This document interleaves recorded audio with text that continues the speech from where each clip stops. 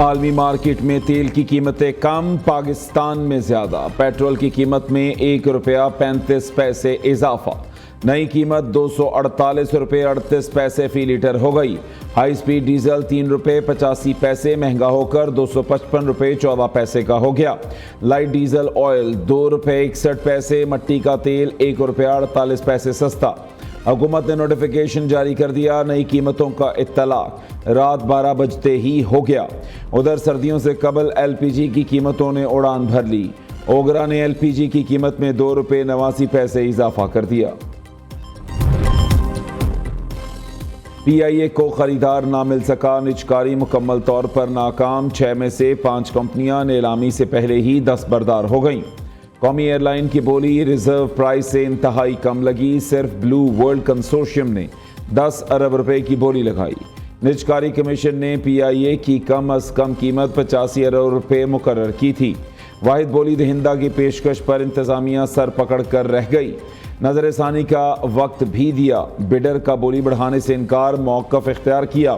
پی آئی اے کے ذمے 200 ارب روپے کے واجبات ہیں، 85 ارب روپے میں تو نئی ایئر لائن کھڑی ہو جائے گی۔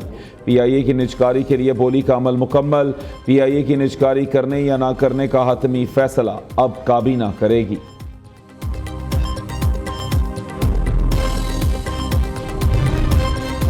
وزیر اعظم کا دورہ قطر، شہباز شریف کی دوحہ میں امیر قطر شیخ تمیم بن حمد الثانی سے ملاقات، دو طرفہ تعلقات سمیت باہمی دلچسپی کے امور پر تبادلہ خیال۔ تجارت، سرمایہ کاری، توانائی اور ثقافت کے شعبوں میں تعاون بڑھانے پر غور، دونوں رہنماؤں کا اسٹریٹجک تعلقات کو مزید گہرا کرنے پر اتفاق۔ وزیر اعظم نے فلسطین کے معاملے پر قطر کے موقف کو سراہا، شہباز شریف کا امیر قطر کے ساتھ قطر میوزیم میں منظر آرٹ گیلری کا دورہ، دونوں رہنماؤں کے درمیان غیر روایتی گرمجوشی دیکھنے میں آئی، ایک ہی گاڑی میں قطر میوزیم تک کا سفر طے کیا۔ امیر قطر نے وزیر اعظم کو بذات خود پاکستانی فن پاروں کی نمائش منظر کا دورہ کرایا۔ شہباز شریف نے تقریب سے خطاب کرتے ہوئے کہا، قطر پاکستانیوں کا دوسرا گھر ہے۔ منظر نمائش کے ذریعے پاکستان کی ثقافتی کو اجاگر کیا گیا ہے۔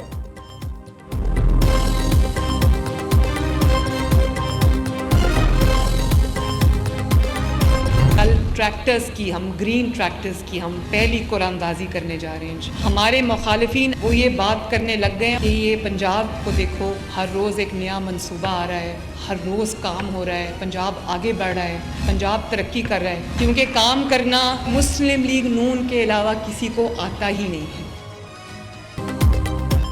حکومت اور کسانوں کو لڑانے کی کوششیں کی گئیں، ہم نے اپنی کارکردگی اور عوام کو بہتر سہولیات کی فراہمی پر توجہ مرکوز کی۔ مخالفین بھی اعتراف کر رہے ہیں، پنجاب حکومت بہت کام کر رہی ہے، کارکردگی میں نون لیگ کا پلڑا پہلے بھی بھاری تھا، آئندہ بھی رہے گا۔ وزیر اعلیٰ پنجاب کا کسانوں میں سپر سیڈ تقسیم کرنے کی تقریب سے خطاب۔ مریم نواز نے کہا، پنجاب کی خوشحالی کا راستہ کسان کے کھیتوں سے گزرتا ہے۔ سپر سیڈر فصلوں کا بھوسا کچلنے، کھاد، بیج سمیت 4 کام بیک وقت کرے گا۔ زراعت کے بغیر ملک کی ترقی اور خوشحالی ممکن نہیں۔ حکومت کسانوں کے مسائل کے حل کو اولین ترجیح دیتی ہے۔ کل گرین ٹریکٹر اسکیم کی پہلی قرعہ اندازی ہوگی۔ وزیر اعلیٰ مریم نواز کی زیر صدارت اجلاس فنکار کمیونٹی کی فلاح و بہبود کے لیے جامع پالیسی طلب۔ راولپنڈی سمیت صوبے بھر میں گردوارے اور دیگر اقلیتی عبادت گاہوں کی بحالی کا حکم دے دیا۔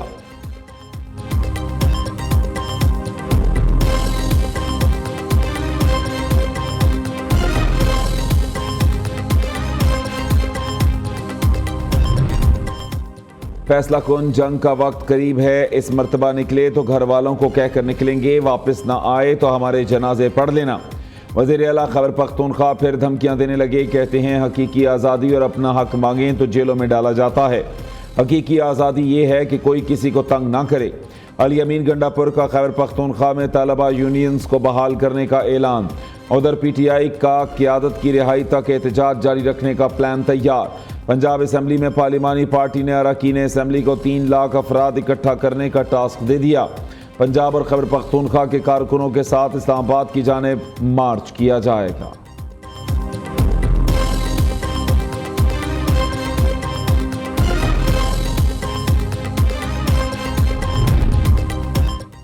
PTI رہنماؤں کی بانی چیئرمین سے ملاقات نہ ہو سکی، اڈیالہ جیل انتظامیہ پر توہین عدالت لگانے کا مطالبہ۔ عدالتی حکم کے باوجود بانی سے ملنے نہیں دیا جا رہا، جیل حکام اور ملازمین نے کہا انڈر ٹیکنگ چاہیے۔ بانی PTI کو فوڈ پوائزننگ ہوئی تھی، بشرا بی بی کے کھانے میں فلور کلینر ملایا گیا۔ PTI رہنماؤں کی میڈیا سے گفتگو، اسد قیصر نے کہا مریم نواز کے دور میں خواتین کی بے حرمتی ہو رہی ہے، تحریک انصاف میں کوئی تقسیم نہیں، سب ساتھ کھڑے ہیں۔ بانی PTI کا معاملہ کل قومی اسمبلی میں اٹھائیں گے۔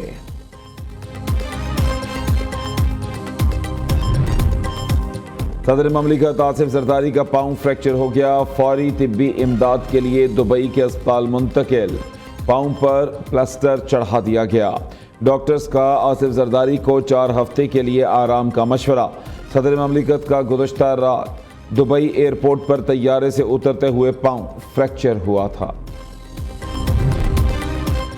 امریکی اراکین کانگریس کا بانی PTI کے لیے خط ملکی معاملات میں مداخلت قرار، 62 امریکی نمائندگان کے خط کے جواب میں پاکستان کے 160 ارکان کا وزیر اعظم شہباز شریف کو خط، مخصوص پارٹی کے بے بنیاد سیاسی بیانیے پر امریکی حکومت سے تحفظات کا اظہار۔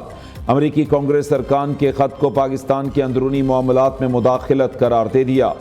ممبران پارلیمنٹ نے خط میں لکھا بحیثیت ممبر سمجھتے ہیں وزیر اعظم کے ذریعے کانگریس ارکان کو آگاہ کریں، پاکستان جمہوری چیلنجز سے نبرد آزما ہے جسے انتہا پسندی کی سیاست نے مزید پیچیدہ کر دیا ہے۔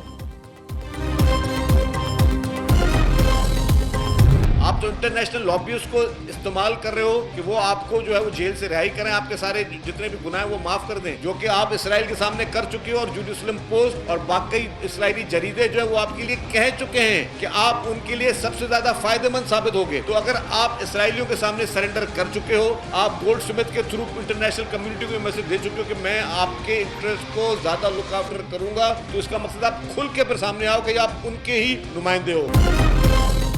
اسرائیلی لابی اپنے پرندے کو چھڑانے کے لیے دنیا بھر میں مہم چلا رہی ہے۔ بانی PTI یہودیوں کا اعلی کار اور ان کا نمائندہ ہے۔ وزیر اطلاعات سندھ شرجیل میمن کا کہنا ہے 26ویں آئینی ترمیم سے عدالتی نظام تھوڑا تبدیل ہوا، پہلے ججز خود جج لگاتے تھے، اب ایسا نہیں ہوگا، کوئی مقدس گائے نہیں، ہر کوئی اپنے عمل پر جواب دہ ہے۔ سابق چیف جسٹس ثاقب نثار اور افتخار چودھری نے اختیارات کا ناجائز استعمال کیا۔ قاضی فائز عیسیٰ پر لندن میں حملہ انتہائی شرمناک ہے۔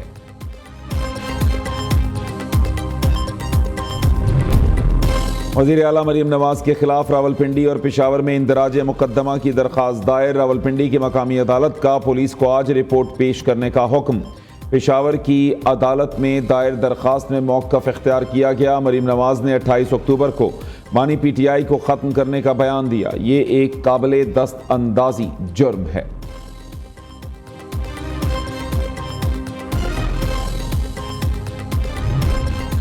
گینگسٹر عزیر بلوچ کی دھڑا دھڑ مقدمات سے بریت، پروسیکیوشن ایک بار پھر جرم ثابت کرنے میں ناکام۔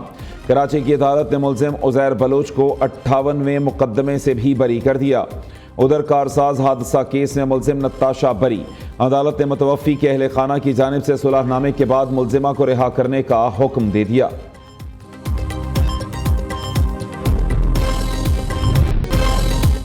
بنو بکا خیل میں شہید ہونے والے میجر سمیت 3 جوان آبائی علاقوں میں فوجی اعزاز کے ساتھ سپرد خاک۔ نماز جنازہ میں کور کمانڈر راولپنڈی اور کور کمانڈر پشاور کی شرکت۔ ISPR کے مطابق شہداء کی قربانیاں دہشت گردی کے خلاف ہماری طاقت ہیں۔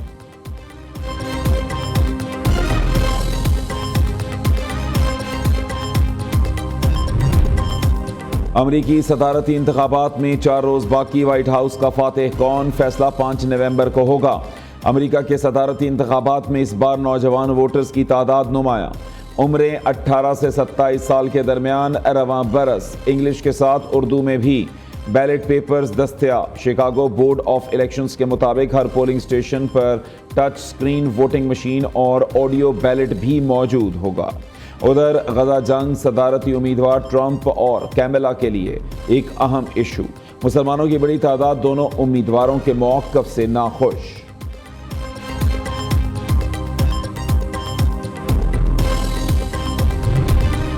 یہودیوں کا دوہرا معیار، ایک طرف جنگ بندی کی باتیں، دوسری جانب بمباری، صہیونی فورسز کا لبنان حملہ، مزید 82 افراد شہید، امریکی تجویز پر اسرائیل لبنان کے ساتھ جنگ بندی کے لیے تیار۔ میڈیا رپورٹس کے مطابق 60 روزہ جنگ بندی میں معاملات کو حتمی شکل دی جائے گی۔ اسرائیل جنگ بندی کے 7 روز میں فوج لبنان سے نکال لے گا۔